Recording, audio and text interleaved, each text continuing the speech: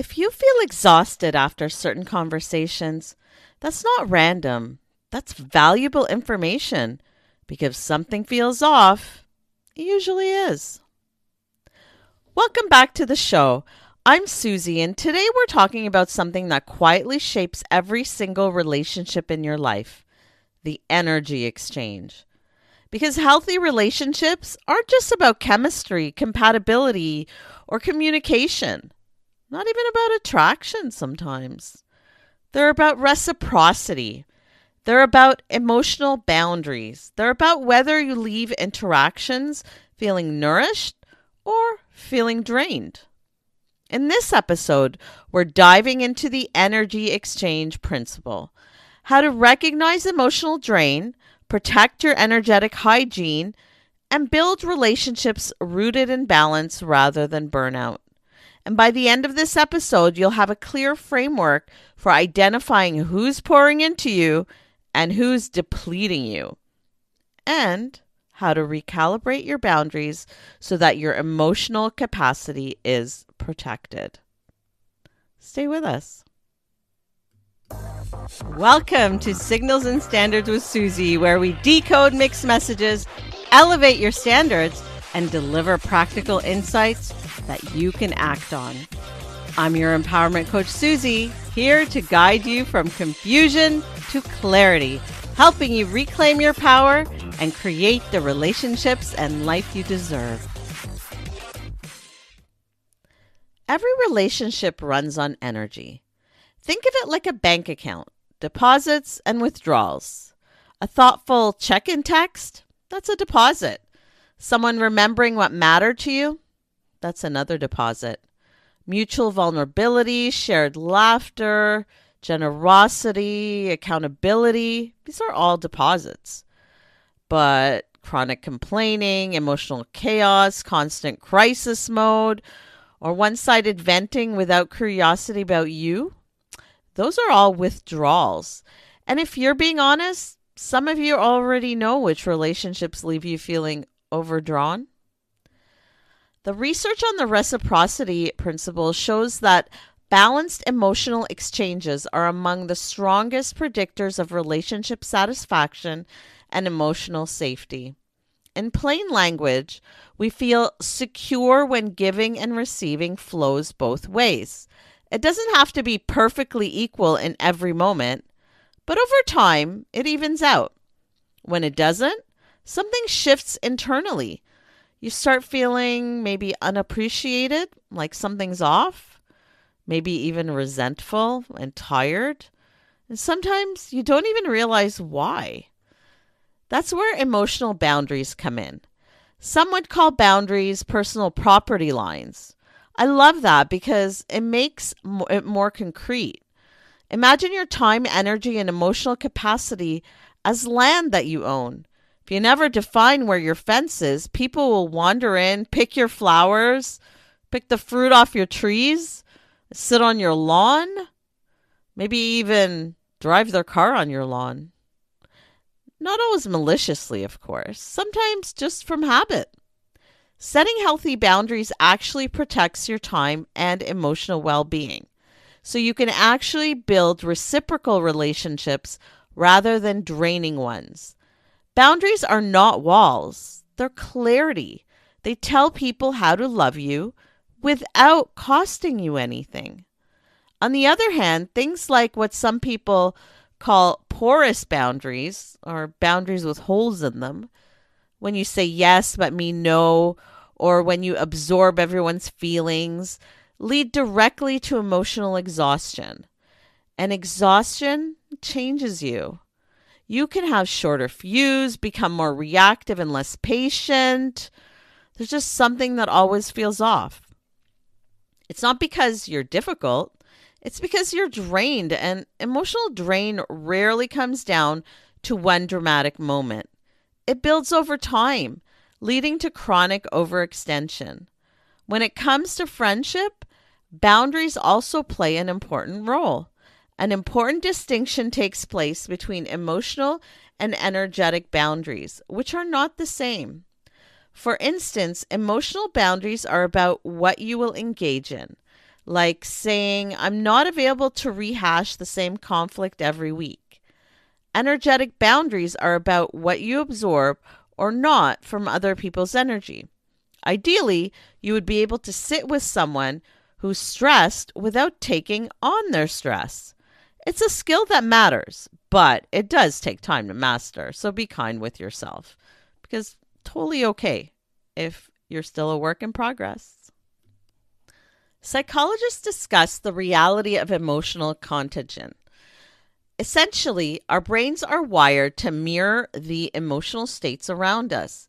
If someone is anxious, your nervous system can register that anxiety. If someone is chronically negative, your mood can subtly drop. That doesn't mean you're weak. It means you're human.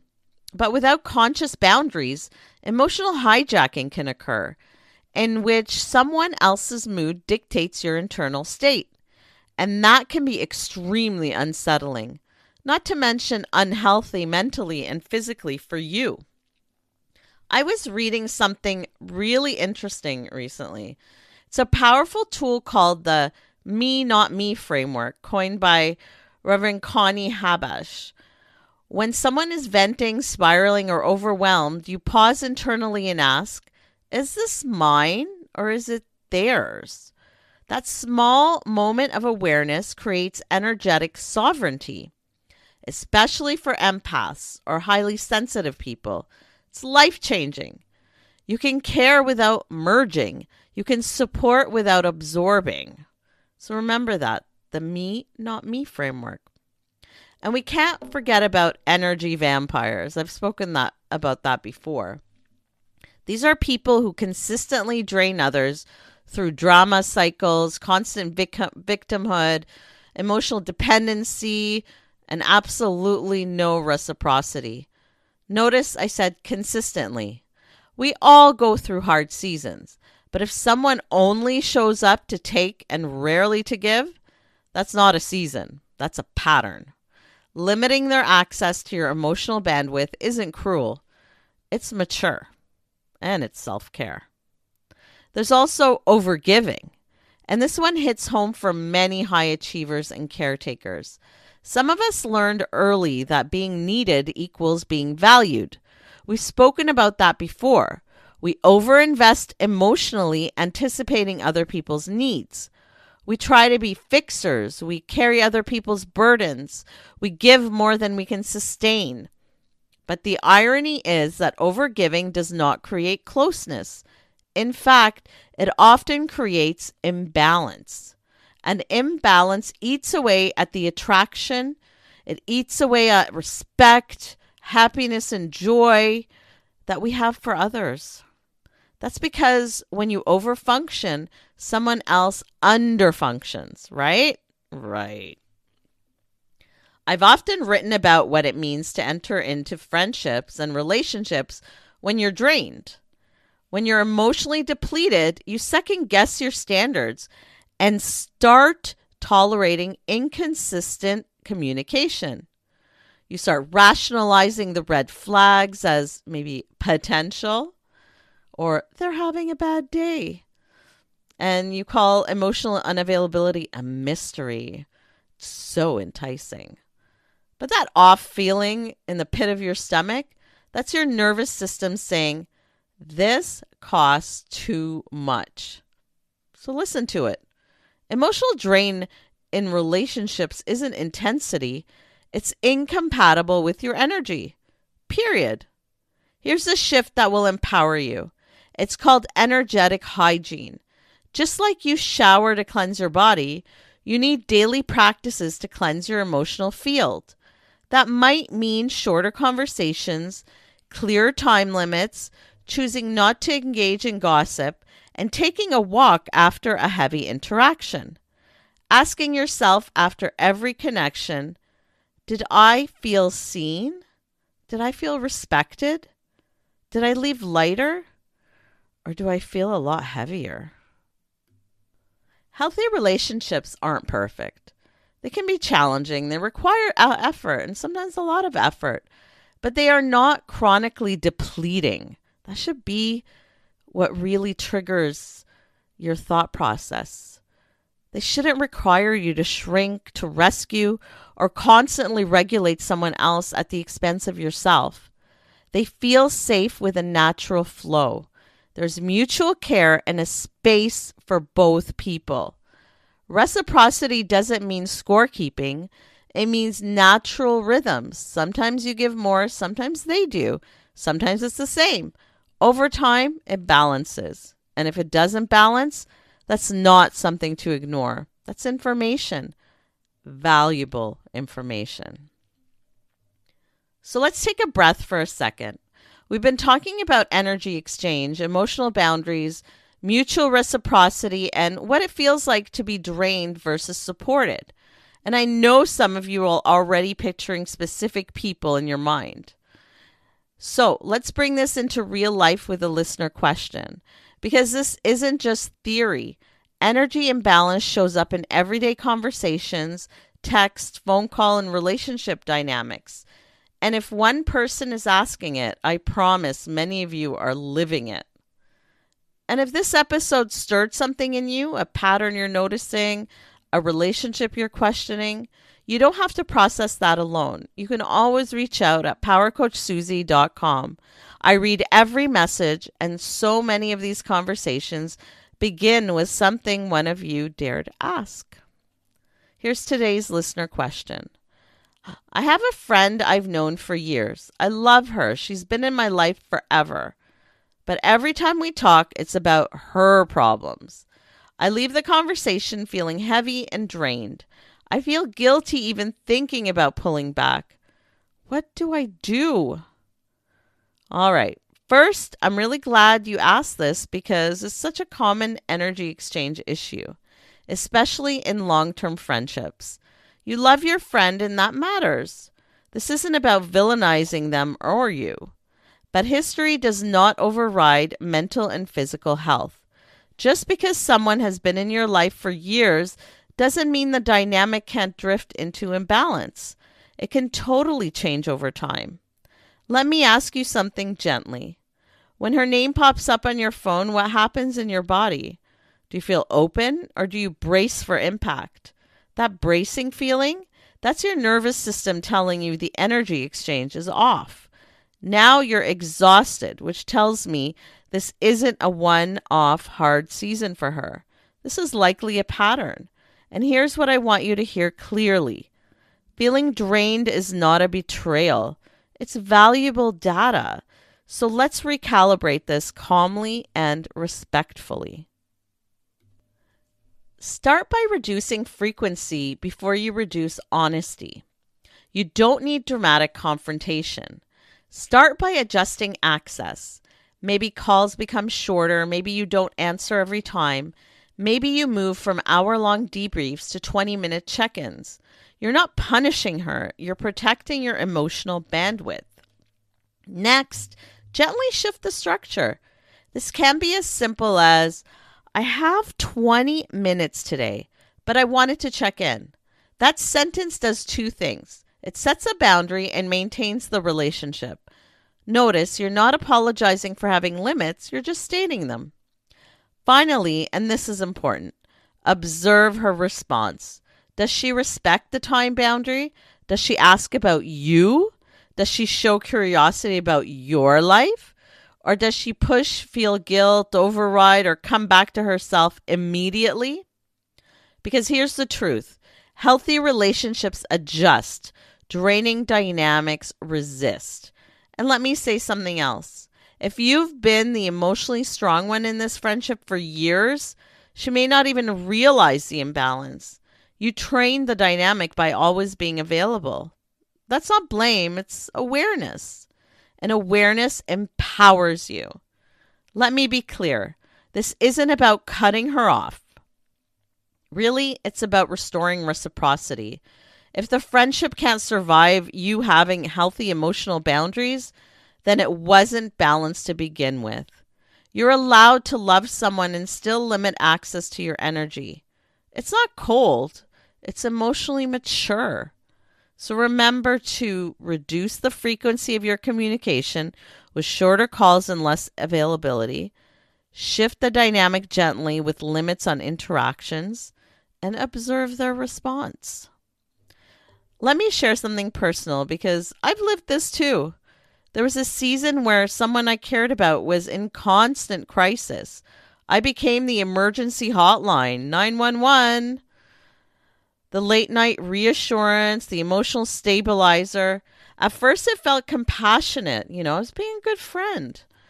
But over time, the conversations became one-sided downloads. Very little space for me, a constant need for validation. And if I wasn't immediately available, there was pressure. One day, my phone lit up with their name and I felt anxious. That honestly was my wake-up call. Not because they were a bad person, but because the energy exchange had become unrealistic. I'd slowly taken on the role of emotional regulator. And that's not friendship, that's dependency. So I adjusted access, fewer calls, clearer limits, and when the dynamic didn't recalibrate, when there was resistance instead of respect, I knew I had to step away completely. It was uncomfortable, I won't lie. There was guilt, but my peace came back. And that experience cemented this truth for me. Boundaries don't destroy healthy relationships. They clarify them. Here's your takeaway. If someone only functions well when you're overextended, exhausted, and constantly available, that's not a connection. That's consumption. Real connection allows both people to stay whole. It doesn't require one person to shrink so the other can feel steady. And protecting your energy isn't abandonment, it's alignment. It's choosing relationships that honor your capacity, your peace, and your standards. Healthy people want you well, not worn out. I want to leave you with something simple but powerful enough to change the way you move through every relationship this week. Because affirmations aren't just cute phrases, they're mental filters. They retain what you tolerate, and they remind your nervous system what is safe and what's sustainable. So take a breath with me and repeat. Mutual energy only. Mutual energy only. Mutual energy only. Here's why this matters and what's in it for you. When you anchor into mutual energy only, you stop chasing one-sided dynamics. You stop over-explaining. You stop auditioning for connection. You begin expecting reciprocity as your baseline and not a bonus. This affirmation protects your emotional capacity. It reduces your burnout. It filters out draining interactions faster. It strengthens your standards without making you hard and not loving.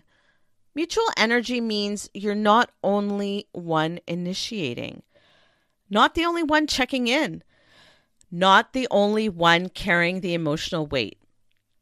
It means support flows both ways, not one way. And when that becomes your standard, your relationships feel lighter, safer, more sustainable. You're not here to be someone's emotional reservoir. You're here for reciprocity, for reciprocal, healthy relationships. Mutual energy only. This brings us to our final takeaway. Start tracking your energy because it matters. It really does. Notice how you feel after conversations, dates, phone calls, and family dinners. Your body registers depletion before your mind makes excuses. Energy exchange isn't mystical or dramatic. It's practical and observable. Who leaves you feeling steady, seen, and supported?